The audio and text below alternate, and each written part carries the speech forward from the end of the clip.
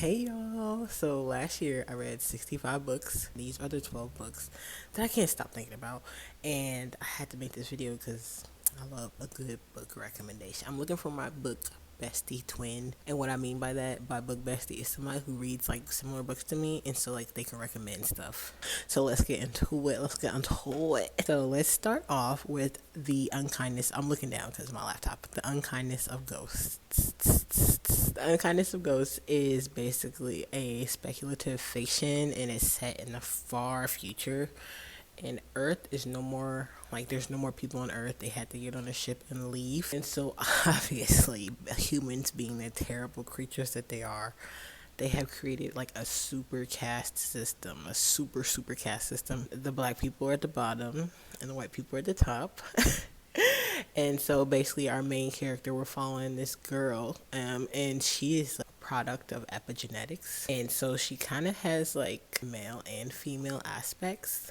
But anyways, they explore that, like what the future of that could look like down the line if epigenetics ever went into play. It's just following her as she tries to survive because her mom passed away, and her mom left her some journals that had like a code written in it, and she's trying to like decipher that code. And her mom's goal was to get off the ship because it was just that she's trying to figure out what her mom was trying to do. She has a special ability to like become a doctor, and so she's training with like an upper caste person to become a doctor who actually like treats her like a human being instead of the scum of the earth or the scum of the ship. But yeah, it follows her and their relationship and just like what it'll be like living on that ship. And it's kind of like dark gothic. It's not that long of a read either, but it's very like, it makes you think, speculative fiction. And I thought it was well written. It did kind of, wake up that rage inside. But anyways, I really liked it. Next up is Only for the Weak. This is for my romance girls. I'm not a big romance person. Like, it's okay if it's a subplot, but if it's gonna be a romance, I like it messy. I love me a messy romance, and this one is messy. It like, this girl, basically the main character broke up with her boyfriend, and her ex-boyfriend is getting married to her sister, and now her sister invited her to be a maid of honor or whatever, and it's following the week up into the marriage, and it's messy. So I really like it. Also very short read. I like that one.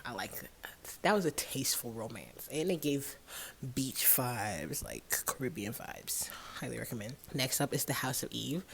This is a historical fiction by Sadeqa Johnson. Sadeqa Johnson, she be getting this, like, some of her stuff is not easy to read, but this one was very engrossing. Kind of revolved around, like, what adoption was like. I think it was, like, the 50s, or too close to the present. What it was like being a black woman, and this black girl fell in love with this Jewish boy. Mom was like, no. His mom was like, no.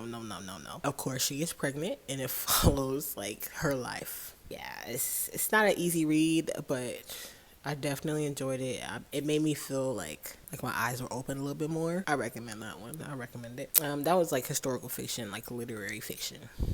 Very well done. Next up is Out There Screaming, which is it's just a whole bunch of short stories. Now, Jordan Peele was the one who put these together, and it's short stories, so you don't have to read everything. You can read some of them. I read everything because each one was so good. I wish each story was a book. They were so good. Like, these ones were, it's like horror too. It's scary, but it like ranged from like science fiction to fantasy to like speculative fiction. Like, there is one short story in there about us being in a simulation, and that was actually scary. It was frightening. Up next, we got Parable of the Sower and Parable of the Talents, both those. Octavia Butler, she's like the queen of science fiction in the black community, and like, she was just, if you want to be scared out of your mind about how like accurate she was about what the future will be like, and by the future I mean like right now, because it's funny because the book was set in July 2024, and that's exactly when I started reading it. Shooketh. Amazing. So basically, America is ran by this crazy president whose actual slogan is "Make America Great Again." There is no middle class. It's upper class and lower class, and like people have to like bunker their neighborhoods to stay alive, and kids can't go to school because they can't afford it. Jobs pay you barely enough to survive. So basically, you do have to farm. Like, communities, like, they started farming and gardening themselves. And this girl, the main character, she sees like the collapse is coming. Like, she knows everything's about to hit the fan, and it does. and it follows her as she like lives in that America. So good, so good. That's probably like my favorite read of the year. Next up is another Octavia Butler series. It's Lilith Brood, but it's Lilith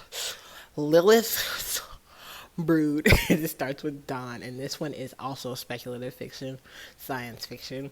This girl Lilith wakes up, doesn't know where she is. Turns out she's on an alien ship. Aliens took over the world. And I'm not gonna tell you too much about it. You just have to read it. But basically, it really explores like the only way for humans to now reproduce is through the aliens. It's weird. It's weird. It's weird. But yeah, it was still good. I enjoyed it. It wasn't the same as Parable of the Sower and Parable of the Talents, but dang, Octavia Butler can write. Next up, we got The Sword of Cayenne. If you're on Book Talk, everybody swore up and down that was the best book ever. Now, that plot, it was an independently published book, and I could tell a little bit that it was independently published because it was a little choppy in the storyline. But each chop, I was like engrossed. And like, I love a good moment that'll make me want to cry in a book.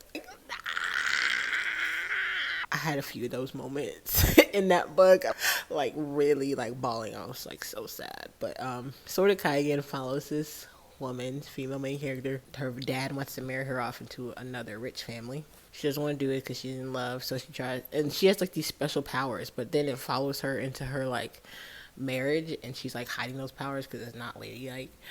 But eventually she has to. Motherhood, like this was before I had my baby, but like, oh my gosh, I feel like it would hit even like harder now that I have my baby. Up next is The Fires of Vengeance, which is a second book in the Rage of Dragons. The third one is supposed to come out in March, but I don't have high hopes for it. But dang, talk about rage. So this one is set in like a dystopian, not dystopian, like it's an Afrocentric fantasy, and basically people can siphon powers from dragons. Now I'm gonna tell you now, the dragons is what drew me in. It's not too much dragons, like not too much. It ain't no Iron Flame, it ain't no fourth wing amount of dragons, but when the dragons are there, it's scary. It's scary. But yes, this one is like so well written. It just had me on the edge of my seat. The plot is super fast moving. I love it. The second one definitely left us on a cliffhanger, and they gave us little tastes of romance. I love when it's just a little taste, and if anything, make it slow burn. Like, don't give it to us all in the beginning. Like, not where's the action? And there's a lot of action. There's a lot of fighting scenes. There's a lot of like, oh, that's gotta hurt. That's gotta hurt. And I can't wait for the third one to come out. I can't wait. And then lastly, we have Empire of the Vampire. I literally finished this on like New Year's Eve. And then I read the second one the beginning of this year, and it follows a vampire. But basically, it's this dude that has part vampire blood in him. So he has special powers, and he just hunting down all these bad, evil vampires that are trying to kill everybody, eat everybody. And the first one is just, the first and second one, they do have the differences. The plot still continued, but I like the way the first one's banter, like the way the characters cussed each other out. I really love the banter, and they did such good character development in this one, because sometimes authors will bring in a character and then they die, and it's just like, oh, whatever. Like, I feel like they brought them in just so they could kill somebody off later. But in this one, they bring them in because it's a good character, and then they kill them, and you're just like, dang.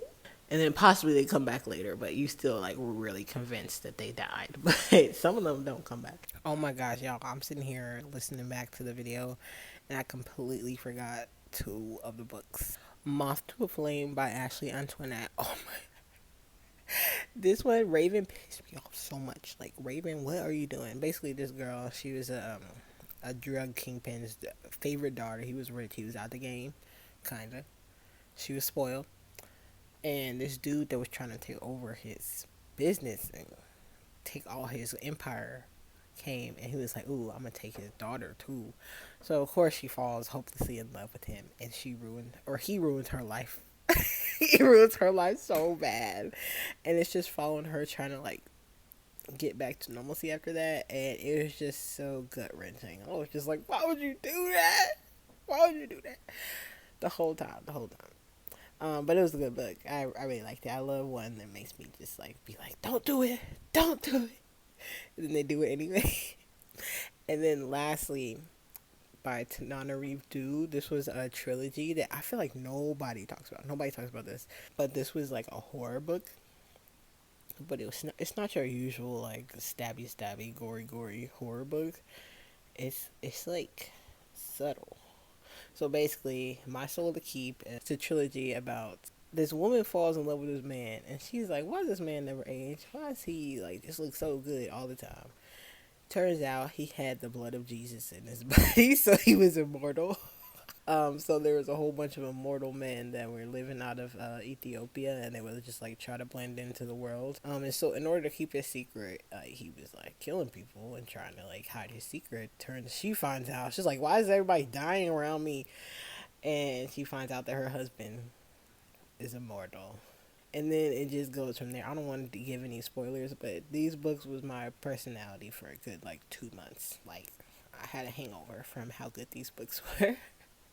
And honestly, I haven't read any other Tananarive Due books. I really want to read The Reformatory, but I don't know if my heart is ready for something like that. But anyways, that's the 12 books that I just can't stop thinking about, and they're the ones that like set the tone for what I want to read next.